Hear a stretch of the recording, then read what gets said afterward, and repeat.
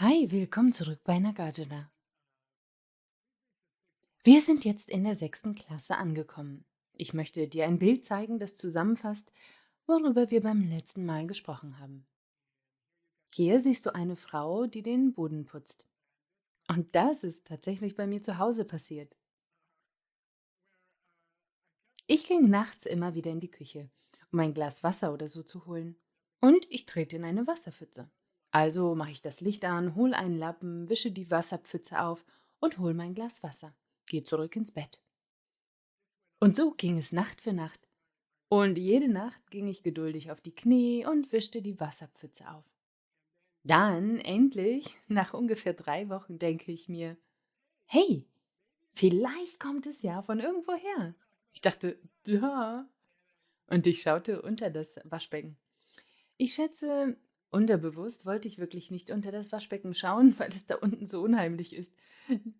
Da unten gibt es so viel komisches Zeug, das ich da runtergeworfen habe. Und ich wollte nicht unter die Spüle gehen und feststellen, dass alles durchnässt war. Aber ich habe es getan und es war so. Die Idee des Buddhismus ist sehr schön. Du bekämpfst nicht das Ergebnis, du bekämpfst die Ursache. Du bringst die Dinge also nicht in Ordnung, indem du das Ergebnis in Ordnung bringst. Du bringst Dinge in Ordnung, indem du die Ursache behebst. Das Ergebnis in Ordnung bringen wäre so, wie die Pfütze jeden Abend aufzuwischen. Aber du hast die Fehlerquelle nicht in Ordnung gebracht. Du hast die Ursache nicht in Ordnung gebracht und dann kommt es einfach wieder, immer wieder. Die Idee ist also, bekämpfe die Ursache, finde die Quelle und bekämpfe sie. Wir haben bereits über Schritte gesprochen, die uns die Probleme in unserem Leben gebracht haben. Beginnend mit einer Tendenz, die wir mitgebracht haben, mit in dieses Leben, mit unserem Geist, die Dinge so zu sehen, als kämen sie von sich selbst. Und das löst diese Gewohnheit aus, zu denken, dass ich und mein von sich selbst kommen. Das löst dann die Gewohnheit aus, die Dinge zu mögen, die gut erscheinen, die Dinge nicht zu mögen, die schlecht zu sein scheinen, und dann auf sie zu reagieren und auf sie einzugehen.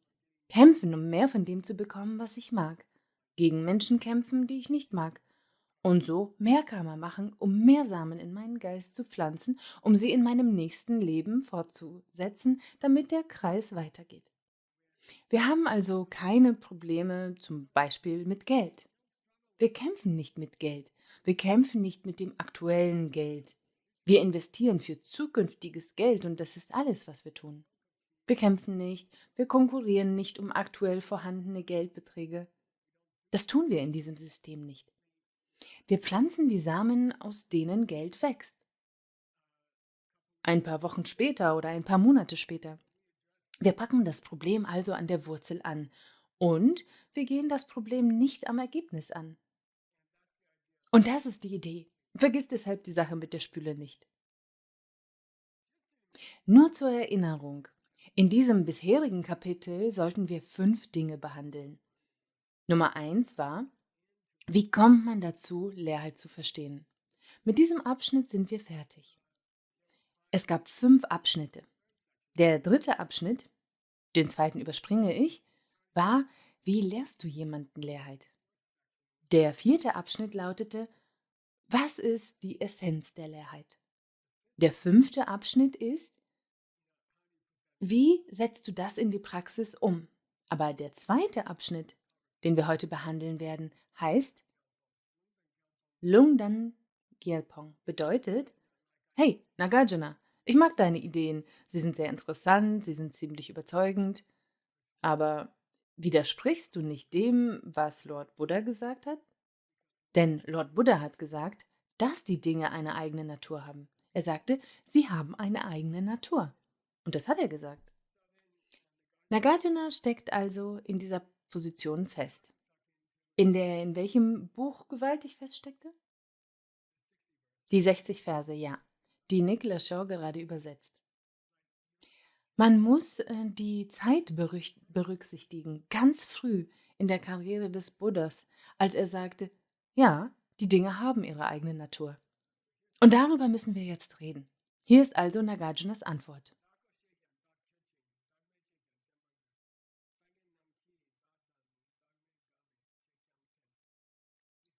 Er sagt, wenn du darüber nachdenkst, gibt es hier 3 Möglichkeiten. Welche sind die 3? Ja, der Buddha sagte, es gibt eine Selbstnatur der Dinge. Er hat historisch gesehen gesagt, die Dinge haben eine Selbstnatur. Er hat das gesagt. Aber das Verb hier ist nicht sagen, das Verb hier ist Tag. Das bedeutet fantasieren. Also ja, Buddha fantasierte sozusagen über eine Selbstnatur. Es gab eine Zeit in seinem Leben, als Buddha über eine Selbstnatur fantasierte. Wir werden später sehen, was das bedeutet. Aber dann gab es einen anderen Teil seines Lebens, in dem es gab einen anderen Teil seines Lebens, wo er sagte, weißt du, die Dinge haben auch keine Selbstnatur. Er hat es also relativiert. Dinge haben auch keine Selbstnatur. Dann sagte er am Ende, später sagte er, es ist nicht wahr, dass die Dinge eine Selbstnatur haben und es ist nicht wahr, dass sie keine Selbstnatur haben. Wir haben hier also 3 Möglichkeiten. In der Anfangszeit seiner Unterweisung sagte der Buddha fantasierte über eine Selbstnatur, die es gibt.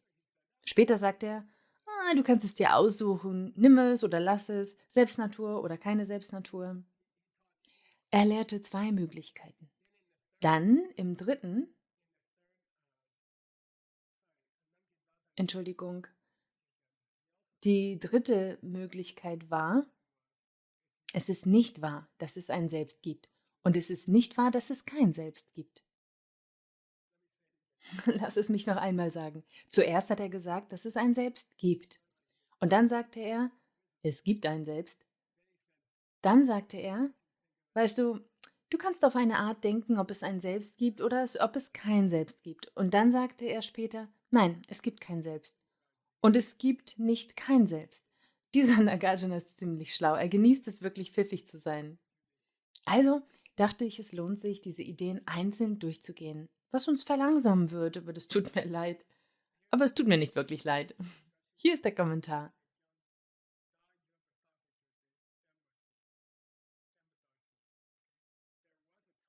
Es gab eine Zeit im Werdegang des Buddha, als er sagte, ja, es gibt tatsächlich eine Selbstnatur der Dinge. Er hat das gesagt. Erste Wahl. Zweite Wahl. Dann sagte er Kyangten. Er sagte, zusätzlich dazu, dass es eine Selbstnatur gibt, gibt es in manchen Fällen auch ein Fehlen der Selbstnatur. Er hat eine Option gegeben. Was war das Fehlen der Selbstnatur, von dem er sprach? In jenen Tagen war es die niedere Leerheit der unteren Schulen, was einfach bedeutet, eine Selbstnatur, die unabhängig ist, die nicht von anderen Dingen abhängt. Die niedere Form der Leerheit ist so etwas wie ein Fahrer.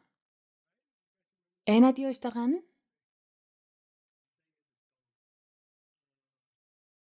Jemand hat die Kontrolle. Jemand kann die laufende Kontrolle haben.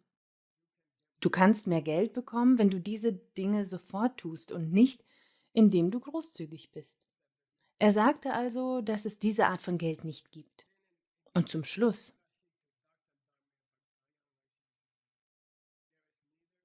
es gibt weder eine Selbstnatur noch keine Selbstnatur, wo beide von ihrer eigenen Seite kommen.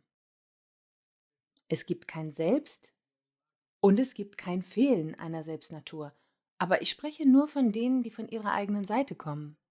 Das sind also 3. Was ist das Ziel dieses Abschnitts? Wir versuchen zu erklären, warum Buddha gesagt zu haben scheint, dass es eine Selbstnatur der Dinge gibt, und wir sagen letztendlich, dass er einfach verschiedene Dinge zu verschiedenen Leuten gesagt hat.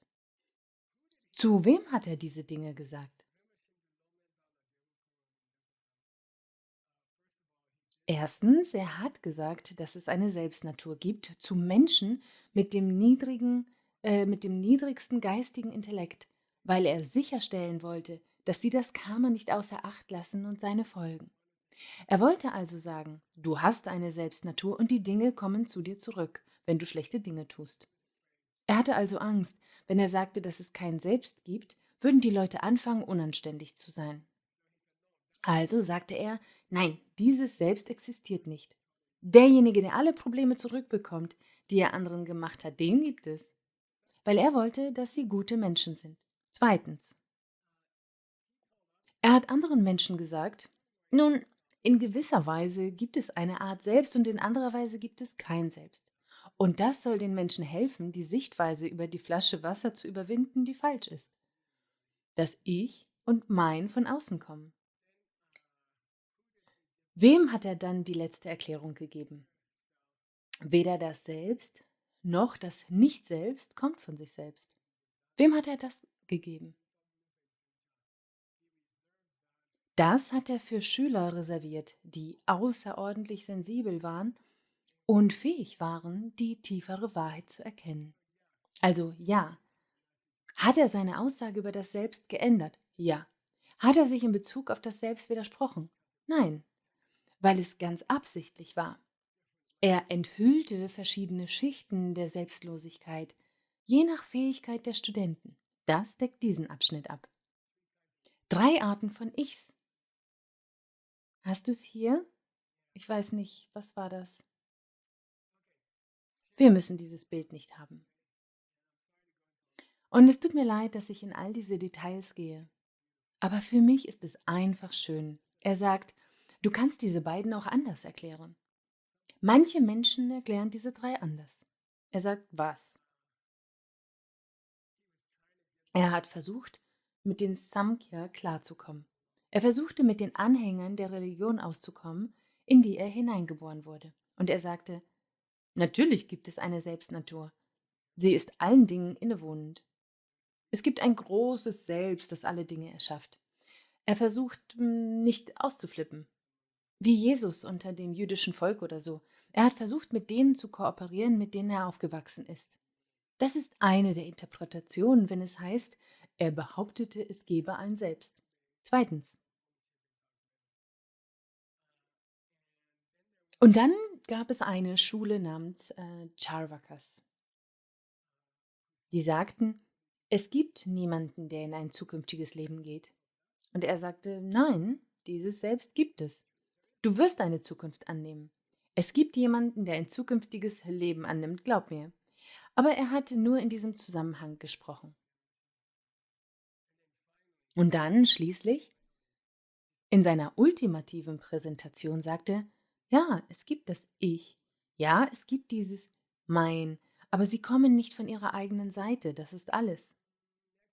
Nächster Abschnitt. Ich mag diesen Abschnitt, er ist ziemlich berühmt.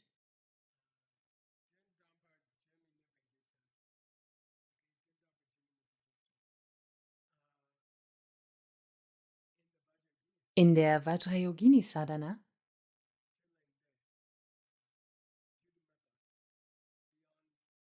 jenseits der Worte, jenseits der Beschreibung.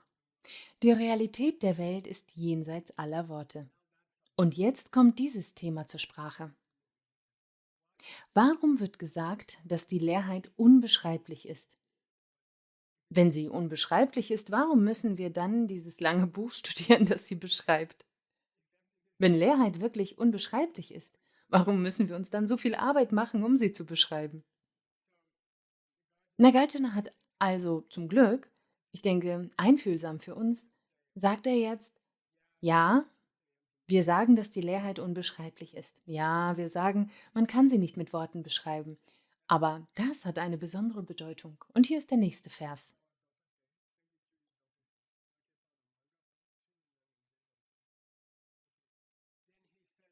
Dann sagt er,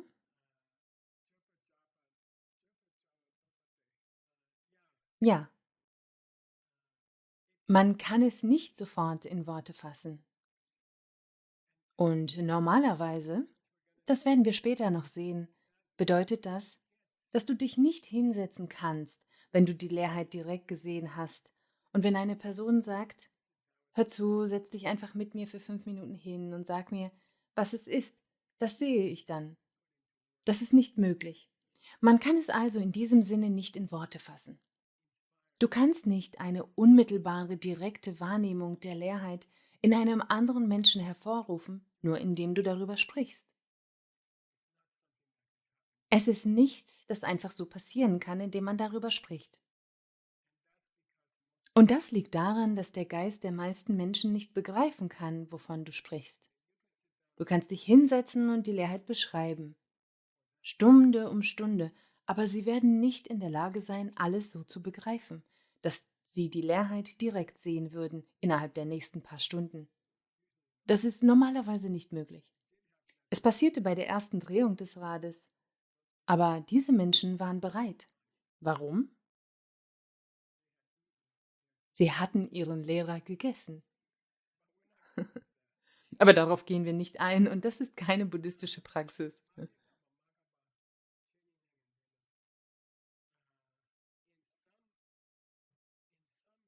In mancher Hinsicht ist die Leerheit dem Nirvana ähnlich. Und das ist die höchste Interpretation von Nirvana. Wir sprechen darüber, wenn wir über zwei Arten von Nirvana sprechen. Die eine heißt Nirvana mit etwas, das übrig bleibt, und eine heißt Nirvana, bei dem nichts mehr übrig ist. Die niederen Schulen denken, dass man zuerst das Nirvana erreicht mit etwas, das übrig bleibt, also dein physischer Körper. Du beendest dauerhaft deine negativen Emotionen und dann stirbst du später. Und du stirbst in diesem reinen Zustand des Geistes. Aber es ist nicht so, dass dein Körper verschwindet, wobei ich glaube, dass er es tut, aber egal. Zuerst bereinigst du deinen Geist und dann bereinigst du deinen Körper. Es gibt also eine Zeit in deinem Leben, in der du noch nicht gestorben bist, aber du hast immer noch einen Körper, der von Karma und Kleshas geschaffen wurde. Und dann sagt die höhere Schule, nein, nein, das ist nicht, was Nirvana mit Überbleibseln bedeutet. Nirvana ohne Überbleibsel passiert zuerst und das ist die erste direkte Wahrnehmung der Leerheit, wo du nicht mehr mit der Idee beladen bist, dass die Dinge von ihrer eigenen Seite kommen. Während du die Leerheit direkt siehst, bist du frei von Ideen, dass die Dinge von ihrer eigenen Seite kommen. Während dieser gesegneten 20 Minuten kannst du keine Gedanken haben, dass die Dinge von ihrer eigenen Seite kommen.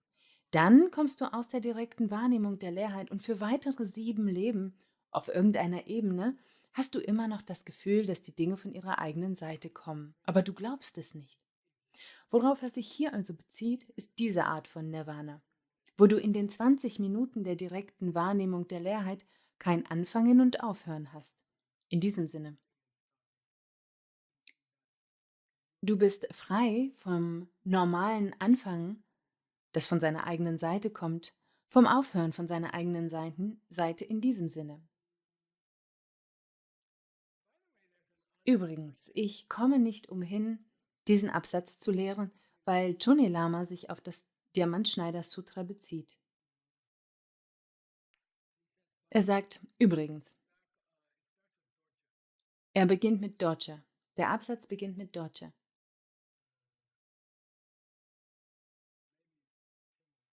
Vielleicht zeigt Tim ihn dir. Übrigens, er macht einen tollen Job. Er gräbt einfach Teile von Texten aus und zeigt sie uns.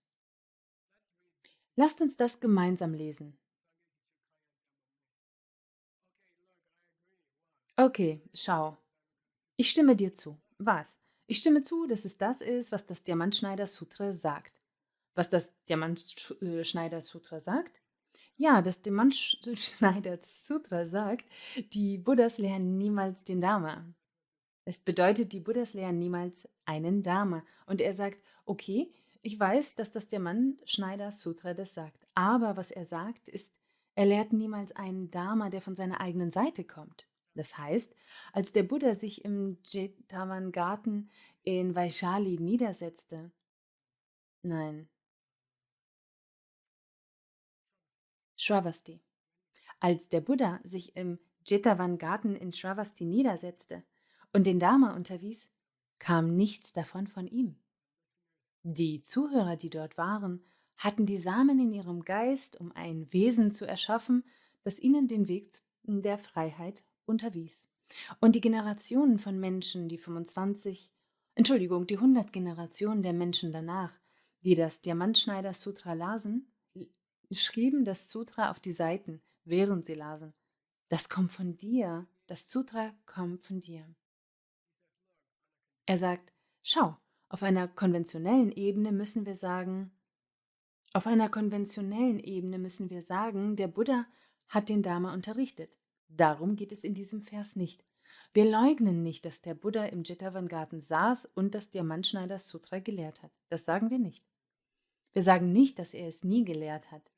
Wir sagen nur, nominell, konventionell gesehen, hat er es gelehrt, aber wenn du es vom karmischen Standpunkt aus betrachtest, hast du das Diamantschneider-Sutra gelehrt. Jeder, der es je gelehrt hat, hat das Diamantschneider-Sutra gelehrt. Jeder, der es je gehört hat, hat das Diamantschneider-Sutra gelehrt. Das ist der Beginn einer Diskussion über die Verwendung von Worten, um etwas zu erklären, das jenseits von Worten liegt. Von diesen 5 großen, sexy Themen sind wir jetzt bei dem dritten.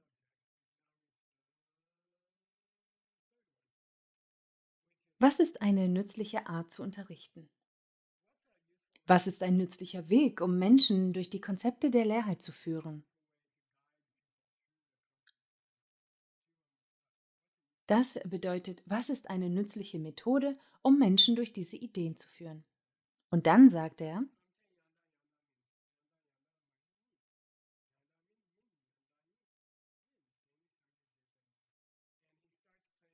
und er beginnt mit dem Wort Yandak zu spielen. Sag Yandak. Wie heißt das auf Sanskrit? Tatyam, glaube ich. Tatyam. Yandak bedeutet rein, aber das Sanskrit, es scheint, als würde es Tatyam verwenden, was so wie es ist bedeutet. Tatya, wie Tathagata zum Beispiel. Wie auch immer. Ich meine, wenn du die Zeile liest, klingt es so. Alles ist rein, nichts ist rein. Reinheit ist nicht vollkommen rein. Das, was nicht rein ist die Reinheit dessen, was nicht ist. Das ist es, was der Buddha gelehrt hat.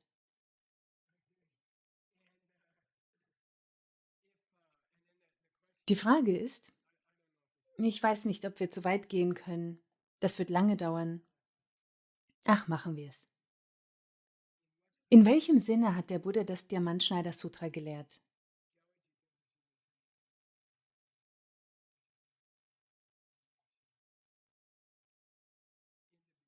Am Anfang, als der Buddha anfing zu unterweisen in dieser Welt, hat er im Abhidharma beschrieben, wie die Welt aussieht, wie die Welt entstanden ist.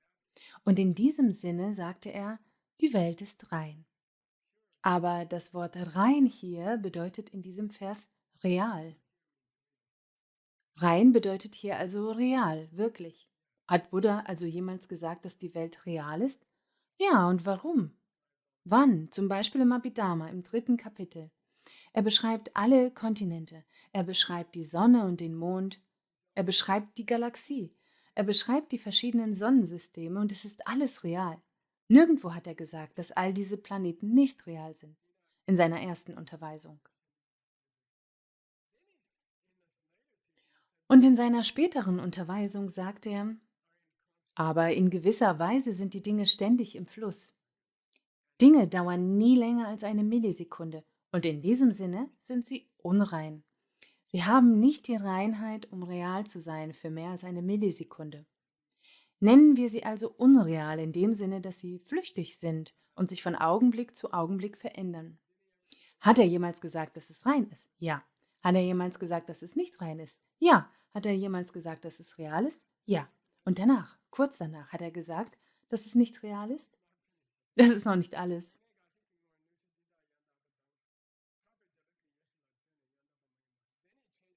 Dann änderte er seine Geschichte und sagte, für euch alle ist die Welt real, aber nicht für einen Arier.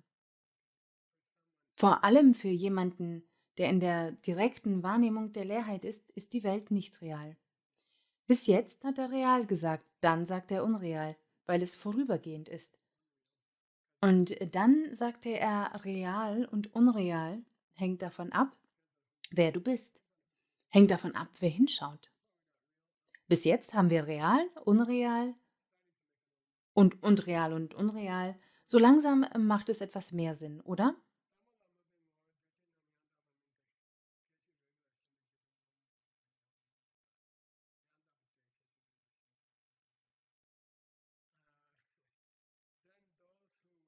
Und wer sich wirklich für die Leerheit interessiert, hat er die Geschichte geändert. Und er sagte, Dinge, die verursacht werden, sind nicht real.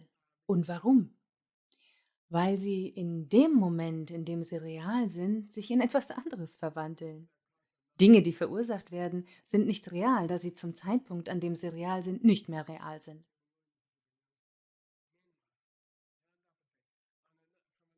Aus einem anderen Blickwinkel betrachtet sind sie real. In dem Moment, in dem sie selbst sind sie real. Aber wenn man sie über Augenblicke betrachtet, sind sie nicht real. Im Augenblick sind sie real. Über eine Reihe von Augenblicken betrachtet, sind sie nicht real. Er hat seine Geschichte geändert. Dann gibt Chone Lama eine berühmte Anmerkung, dass unterschiedliche Darstellungen, was Realität für unterschiedliche Level von Menschen bedeutet, eine gewisse buddhistische Tradition ist, weil die Menschen auf verschiedenen Leveln sind. Wenn du einen Anfängerschüler überwältigst mit einer zu schweren Präsentation der Leerheit, hast du ihn falsch unterrichtet. Du bist ein schlechter Lehrer. Und Buddha ist kein schlechter Lehrer.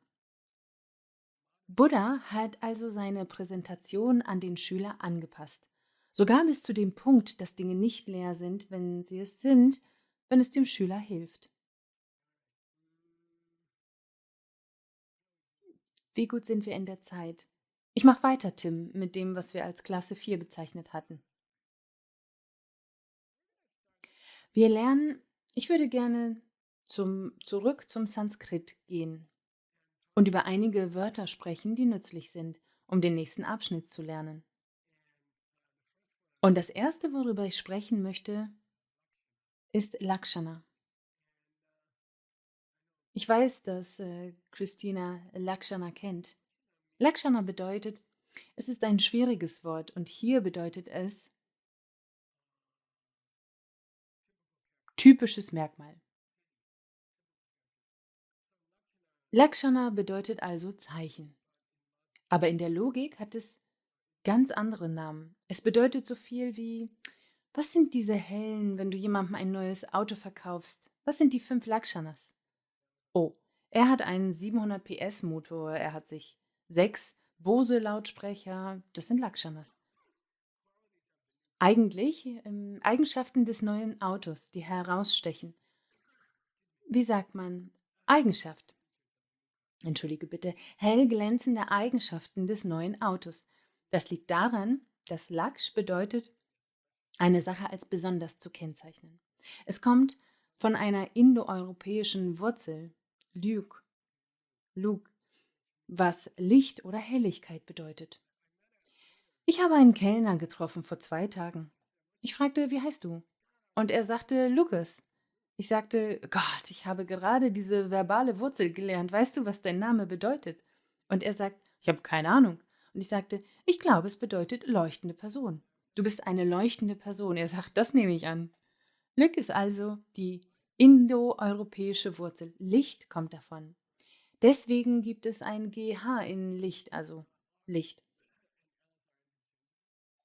Helligkeit, Brightness kommt davon. Deshalb gibt es ein GH.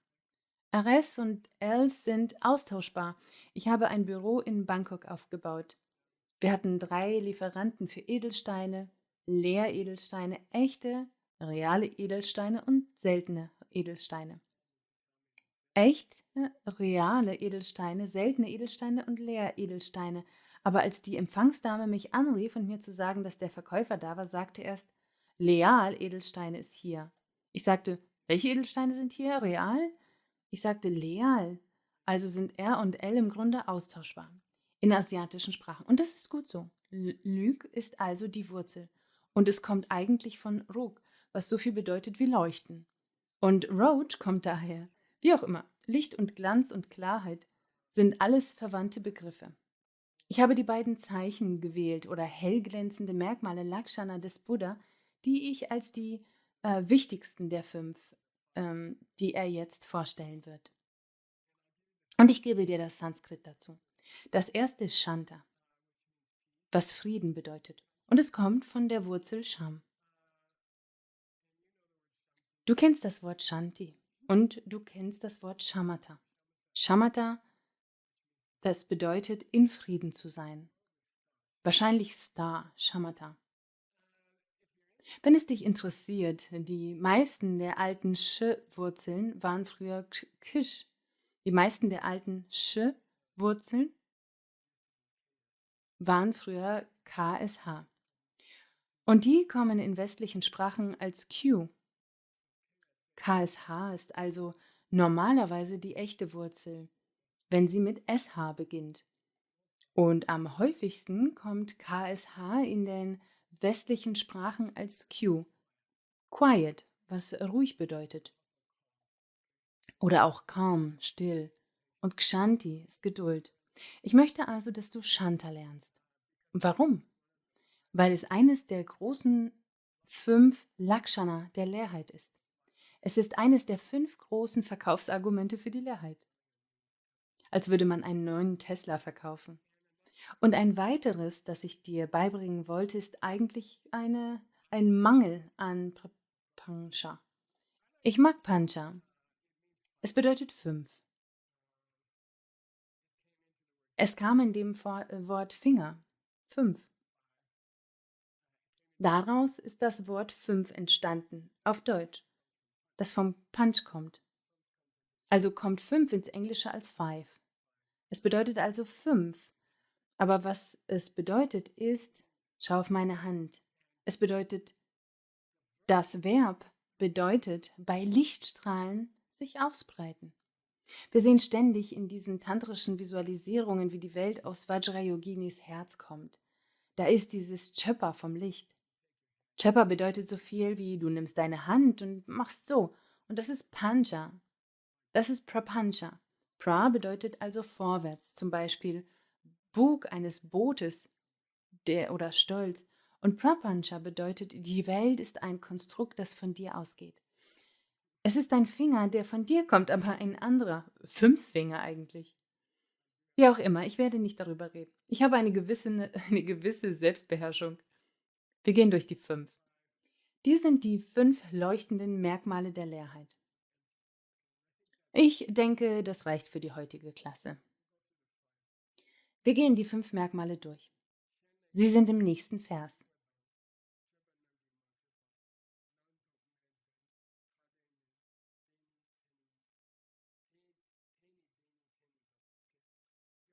Hier sind die 5 und ich lese sie dir vor. Nummer 1. Und du kannst diesen Vers stehen lassen, Tim.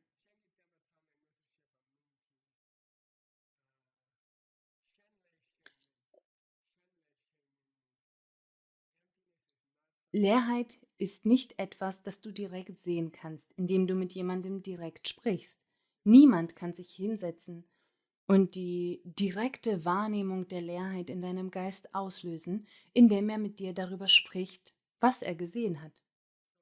Also Geshe-la, du solltest niemals Leerheitslehren geben. Nein, nein, das ist nicht der Punkt. Es geht darum, dass es keine Möglichkeit für eine Person gibt, die Leerheit gesehen hat, egal wie verzweifelt sie dir auch helfen will. Sie kann dich nicht zwingen, die Leerheit direkt zu sehen, indem sie beschreibt, was sie gesehen hat. In diesem Sinne kann es nicht direkt an eine andere Person weitergegeben werden. Das ist es, was wir mit direkt meinen. In dem Sinne, dass wenn ich es dir erkläre, 10 Minuten lang erkläre, siehst du es plötzlich. Das wird nicht passieren. Heißt das, dass wir die Leerheit nicht studieren sollten? Nein, natürlich nicht. Natürlich musst du das. Das ist also die erste Eigenschaft der Leerheit. Nicht etwas, das du direkt oder sofort von einer anderen Person lernen kannst. Shiva bedeutet, aber es ist eine Art Frieden. Und es ist nicht so, dass du dich hinsetzt und dich friedlich fühlst. Das ist nicht das, was es bedeutet. Frieden bedeutet, es gibt einen Witz, die Sanskrit-Wurzel Sham, Shanti, bezeichnet auch das Auslösen von etwas, wie das vollständige Aufhören, das zur Ruhe bringen, in Frieden ruhen. Ruhe in Frieden, das bedeutet Tod, ein Ende haben. Wann immer du also Shanti in Sanskrit siehst, sei dir bewusst, dass es sich auch auf ein Feuer löschen bezieht. Das gleiche Wort bedeutet ein Feuer löschen. Also das Feuer aus der Existenz nehmen. Das ist es also, was es hier bedeutet. Welches Feuer löscht die Leerheit? Die Wahrnehmung, dass die Flasche von sich selbst kommt. Eine Flasche, die von sich selbst kommen könnte, ist permanent abgeschaltet. Shanti. Das ist Shanti, das ist Frieden. Es bedeutet also nicht das Eagles Lied, friedliches, leichtes Gefühl. Das ist es ganz und gar nicht. Es ist eher so, als würde man einen Autobrand löschen und den Insassen des Wagens retten. Nummer 3. Keine Prapancha. Hier musst du es Konstrukte nennen. Keine Geschichten, die du dir in deinem Kopf ausdenkst. Die Leerheit ist frei von Geschichten, die du dir in deinem Kopf ausdenkst. Das nennt man Ausarbeitungen. Manche Übersetzer nennen es Ausarbeitung. Ich nenne es gerne Konstrukte. Es bedeutet, dass du dir Sachen in deinem Kopf ausgedacht hast. Die Leerheit ist frei und er sagt ausdrücklich verbale Ausarbeitungen oder verbale Konstrukte. Es ist nicht etwas, das man mit Worten erarbeiten kann und es direkt sehen kann. Das wird nicht passieren. Das hängt mit dem ersten zusammen. Das vierte ist, das heißt kein normales Denken. Undenkbar mit normalen Gedanken. Was? Leerheit. Und warum? Wenn dein Geist normale Gedanken denkt, kannst du die Leerheit nicht direkt sehen. Wenn es also einen Fluss von normalen Gedanken in deinem Geist gibt, wird er die Wahrnehmung der Leerheit verhindern. Und das bezieht sich auf einen Widerspruch, inhärenten Widerspruch. Ich gebe dir Tag für Tag eine Beschreibung, wie die Flasche nicht von ihrer eigenen Seite kommt. Während ich dir diese Beschreibung gebe, hältst du verzweifelt an der Vorstellung fest, dass sie von der Flasche kommt. Wenn ich die Flasche hochhalte, um dir zu sagen, warum sie nicht von der Flasche kommt, siehst du, als komme sie aus der Flasche, bis ich sie abstelle. Und das ist einer der großen Widersprüche der Unterweisung von Leerheit. Selbst wenn du den Stift hochhältst und erklärst, warum er nicht von sich selbst kommt, ist niemand im Publikum, der nicht das Gefühl hat, dass er von sich selbst kommt. So ist es einfach. Wenn du es 10.000 Mal sagst, könntest du etwas Hoffnung haben. Aber die ersten 10.000 Mal, wenn sie den Stift sehen, denken sie automatisch, er käme von sich selbst, auch wenn du erklärst, wie er nicht von sich selbst kommt. Und das ist es, wovon er hier spricht. Der normale Fluss der Gedanken ist unterbrochen. Nummer 5. Wenn wir den Diamanten erklären, im Diamantschneider-Sutra, sprechen wir oft über diese besondere Qualität der Leerheit, die darin besteht, dass alle Objekte ihre eigene Leerheit haben.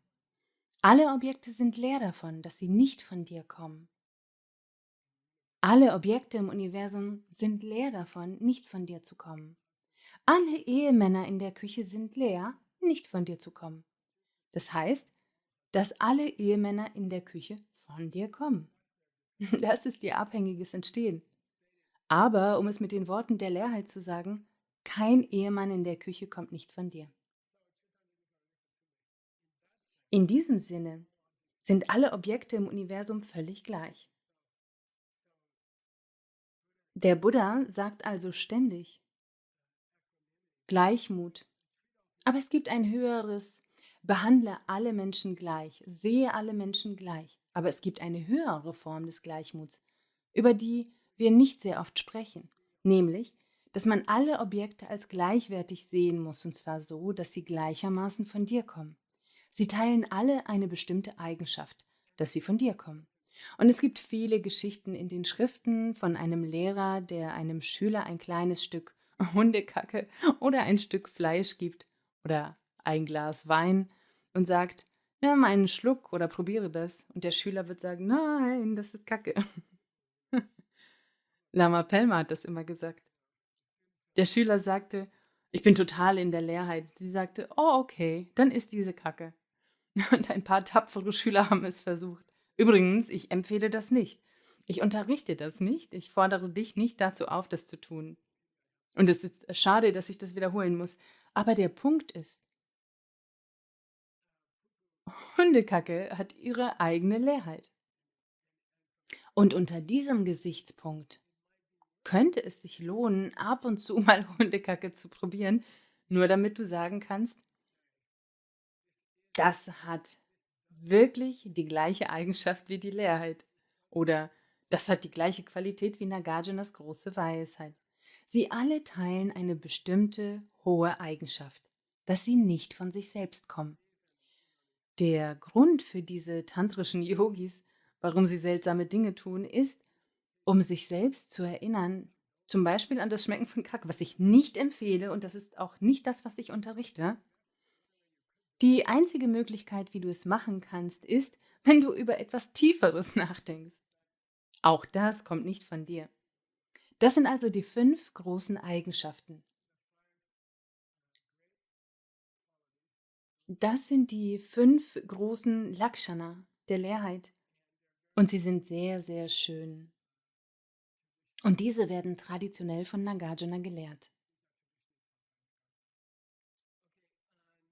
Als nächstes befassen wir uns damit, wie die Welt die Leerheit missverstehen könnte. Das ist das nächste Thema, das wir behandeln werden. In der nächsten Klasse aus dem 18. Kapitel, 10. Strophe.